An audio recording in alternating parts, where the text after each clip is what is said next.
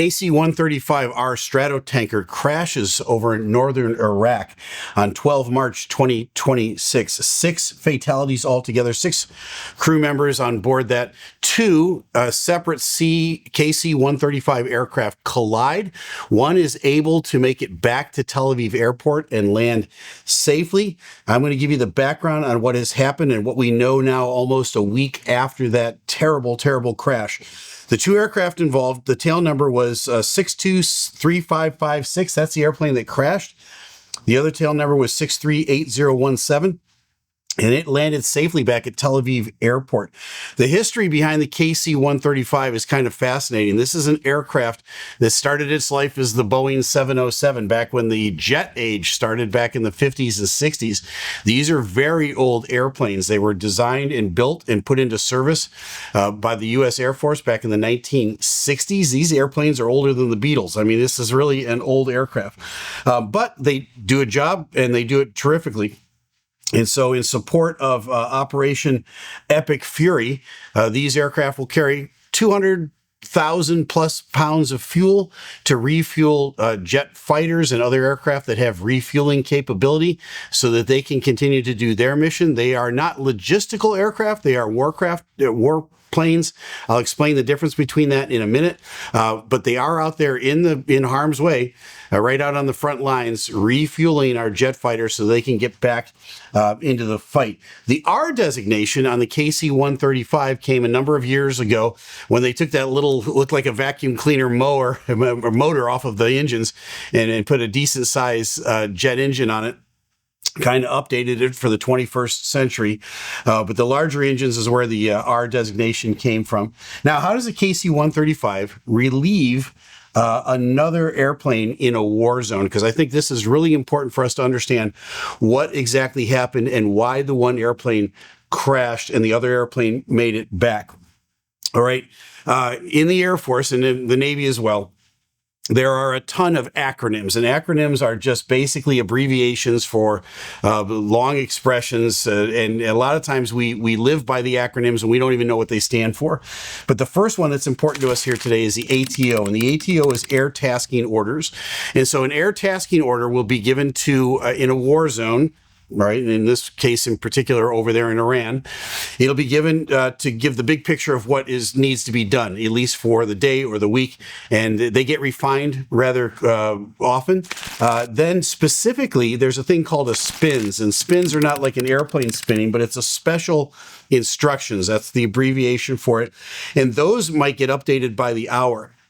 So when you've got an air tasking order and you need to adapt it a little bit or change it a little bit, they will issue a spin. And so between the ATOs and the spins, this aircraft that's taken off, tail number 8017, to go relieve 3556, will know then exactly what their mission is. Now, there's a difference between logistical flying in the military and war designated flying. And so my background was I was a war designated pilot, and you do different types of missions. What is a logistics pilot? A logistics pilot's going to fly something with a C in front of it, like a C-5 or a C-130 or a C-141, one of those airplanes where they're taking cargo over in support of missions. And there's tons and tons of things that need to get over. They need to take tanks and helicopters and all sorts of supplies and everything else and over to a war zone. Their mission is flying back and forth between, where they get their supplies and where they hand off their supplies. A warfare designator is somebody that understands and is trained in how to get in and out of a war zone.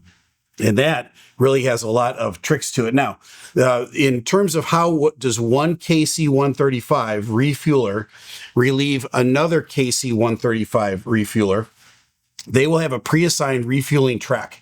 So on that track, and the tracks are usually between 50 and 150 miles long, they'll be at somewhere between 20 and 30,000 feet. And that's all pre-planned. They'll know exactly where the other one is. There'll be a pre-designated point.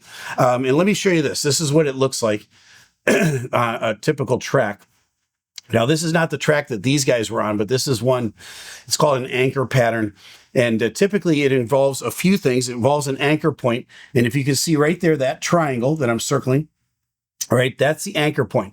That's where the tanker will come back to and rendezvous every time. Then they start their left-hand turn back out for their 50 to 150 mile run. Then they come back into that anchor point.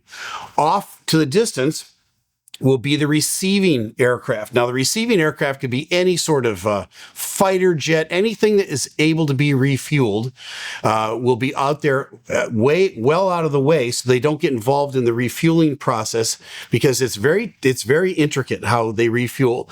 And so they have to have these long 50 to 150 mile legs, because you don't want to be trying to turn, right, as you're hooked up to the refueler. You want to do your refueling on straight and level. So they'll fly to the boom operator, will fly down the hose to the receiving aircraft. The receiving aircraft will line up. He'll couple onto that, and then the two of them stay right there the whole time as fuel is coming down that hose out of the refueling aircraft into the tanks of the receiving aircraft. Well, it's very precarious, as you can imagine, and extremely dangerous. But our armed service folks do it all the time, and they do it very safely. That's not what happened here. It wasn't that a receiving aircraft somehow bumped into the tanker. It was that two tankers bumped into each other. Now, how in the world could that happen? Well, the anchor point is really important to our understanding. So hold on to the anchor point. There's going to be a control time that the one aircraft is coming out to relieve the other aircraft, and then there's an assigned altitude block. And typically, the relieving tanker will come in 1,000 feet above just altitude separation. That's all pre-briefed before he even leaves the ground.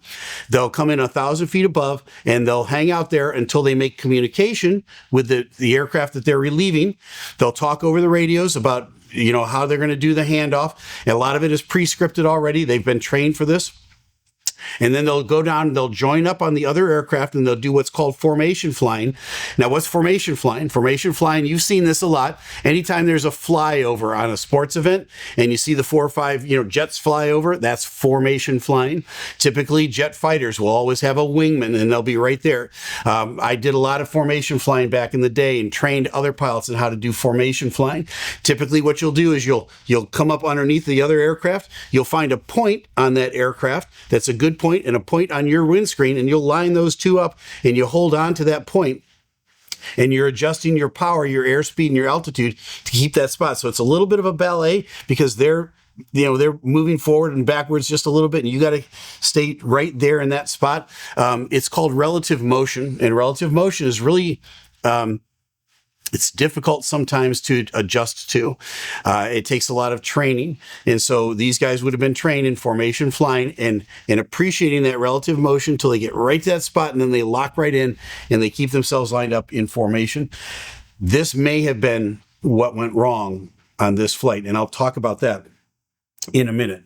Okay, so we've got our anchor point. We've got the tanker orbit over here. You can see out down here, that's where the relieving tanker would stay. He'd come in at that point. Typically, he's going to get there 20 to 30 minutes early so that they can do a debrief and a handover, but they're in a war zone over there in Iran. So things most likely are different in terms of the handoff. And again, I'll discuss that in a minute, right? Then the outbound tanker, once he's done, he's out of fuel and he's getting ready to relieve, he's going to take this big wide left-hand turn, and he's going to exit out on the top of our screen here, while the next receiving aircraft over here in this holding pattern comes on over to the anchor point. They make a turn, they get hooked up, and then they refuel all the way back down, get done refueling. Tanker comes back to the anchor point. Next receiving aircraft comes up, joins up on them. They do another turn, they hook up, out they go and refuel. And so it goes until either the tanker is out of fuel or there's no more receiving aircraft to be refueled. And that's how it works. So that's how a tanker orbit works. Now, next, the relief tanker always arrives, like I said, 20 to 30 minutes early, so that both tankers are in the same frequency. Now, that might have been one of the issues here. The other issue is this. It was nighttime. It was 9 p.m. local time over northern Iraq. So they were doing all of this in the dark. That makes formation flying that much more difficult. Typically, formation flying is done during the daylight hours, so you have all those visual cues that I talked about from the cockpit. A lot of those visual cues would not be there when it's nighttime. So again, that might have been an extenuating circumstance in all of this. They'll typically show up and they'll talk and they'll do a brief. Now, when it's not wartime, they can just do it over an open frequency. During wartime, they're going to do it one of two ways. They're either going to do it over a secure frequency, an encrypted frequency, or they're not going to do it at all. There's going to be no communication. I flew several missions back in the day, back during the Cold War, that were stealth missions. There was no communication at all. The whole thing was pre-briefed. You would get to an entry or exit point, and at that entry or exit point, which would be some point out over the water, you would simply go Nordo. You go no radio. You'd go completely stealth. You'd turn everything off, including the exterior lights on your aircraft. So you're black, you were dark, and you weren't communicating, you weren't squawking, you weren't transmitting to anybody. Nobody on the planet knew where you were.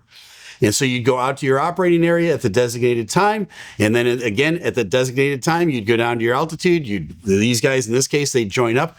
I don't think they went to that extent here with this. I think they probably tried to talk to each other over a secure frequency, but it could be that they weren't talking at all, and they were trying to do a stealth turnover. If they were doing that, that would explain how one airplane got tangled up with another airplane. Even so, even if they had done a secure frequency handover with each other, it's still possible that when they got down there in the dark and they did that forming up for just a few minutes, that the relative motion wasn't easy to accept. And you're going to see the damage on the airplane that made it back. And I'll explain what the damage is all about and why I think it was in that formation portion that all of this happened. So now they're going to get out there. They're going to coordinate with the AWACS airplane. The AWACS is the Airborne Warning and Control Systems aircraft. And that's another 707 style airplane back from the 1960s. It's got a big dish on top, and it's got a dozen or more people inside on computers, and they're the big command center in the sky, talking and coordinating every aircraft. All right, the new tanker holds for 10 to 20 minutes, and they offset by 1,000 feet. I think I said that already. Typically, there's a relief brief, a discussion that they have on a frequency, but if they didn't, this time there wouldn't have been a relief brief at all. So that's the setup. That's how one tanker relieves another tanker in a war zone. Now, what happened here, or what likely happened here, because we don't know for sure exactly what happened, and we're probably not going to know because the military is very stingy with information on these things. There may be an internal secure briefing, that's secret briefing that they give internally at some point. This is not the NTSB. They're not required to come out with a report in 30 days. Or a year from now, we might not get much more information than we got just that two airplanes collided with one another, and that was it. The military will do their own internal investigation. So the one aircraft, the receiving aircraft, 8017, that was relieving 3556, the airplane that crashed, most likely during the handover or formation join-up of 8017, came into contact now with 3556, the airplane that crashed. How would they come in contact with each other? Well, let me show you the pictures of the damage to the aircraft. This first picture is not the best picture. You can see we got I kind of crudely circled it up here. Top of that tail is missing. Let me show you a better shot of this. Okay, there you go. Now you can see all the damage. See where the American flag is there? And you can see how much it's just torn apart. Fortunately, the rudder didn't come off. That would have been fatal for this aircraft. They had enough rudder to still fly the aircraft safely, but the top of that vertical stabilizer was completely sheared off. That's the point where they most likely flew underneath the other aircraft. You remember relative motion? You got to slow it down, slow it down, slow it down, get right in the slot and sit there. If they don't get that relative motion under control, you can keep going. And if your vertical stabilizer is too close to their wing, you're going to scrape the underneath side of that wing. If you scrape the underneath side of the wing of the other aircraft, you're going to ruin the ailerons. You might take an engine off the airplane. You're going to do catastrophic damage, which it sounds like what happened here. Clearly, the other aircraft couldn't stay airborne. Everybody died on the aircraft, and you can see the point of impact here with this aircraft. This aircraft was able to veer off, make their way back to Tel Aviv to land. They got back about, I think, if I got my timeline right, about 5 hours after they departed. They circled for a little bit off of Tel Aviv airport. That was probably for two reasons. One would be to burn off some fuel. The other would be to probably get somebody to take a look at the damage on their aircraft. If I'm flying this airplane, I want to know how much damage I've got before I go back into the airport. So I can do that while I'm sitting up there burning off fuel, but they're going to have to burn off fuel to get light enough to come back and land. So that's all that happened. But it most likely happened during the join up handover portion, that brief little bit of formation flying that they do. The vertical stabilizer damage is consistent now with being struck by either the underside of another aircraft or the underside of a wing, the fuselage or the wing. Now, ideally, the relief tanker arrives on the track, joins up visually with the on-station tanker. After a brief formation flight where they exchange information back and forth, they would do it over that secure frequency. The original tanker hands off to the receivers now, the aircraft that are still sitting out there and holding that need to be refueled, to the new tanker that's in orbit, and it's just smooth as can be. He departs, goes back to base. They stay up there for the next 5 or 6 hours refueling aircraft until they run out of fuel in their tanks as well, and they have to go home. And I'm hoping that they come out with a report or they come out with some amplifying information on this. But my best guess here is that the aircraft relieving the aircraft on station struck that aircraft sometime during that formation portion of the flight. So to recap here, and I want to end this video by talking about the 6 crew members that perished on that flight. They're real heroes, and they deserve our attention, and they deserve all the honor that they should get for going out there and protecting us, protecting our nation. But to recap, 2 KC-135R refueling tankers collide midair during operational handoff, if you will, in support of Operation Epic Fury. 1 aircraft returns safely to Tel Aviv airport, while the other crashes, resulting in 6 fatalities. And let me bring up on the screen now the pictures and the names of the 6 that perished, starting with Major John Kleiner from Auburn, Alabama. Next is Captain Ariana Savino from Covington, Washington. Next is Captain Seth Koval from Morrisville, Indiana. Then Captain Curtis Angst from Wilmington, Ohio. Tech Sergeant Ashley Pruitt from Bardstown, Kentucky. And finally, Tech Sergeant Tyler Simmons from Columbus, Ohio. May God bless them all. Rest in peace. I'm Captain Steeve.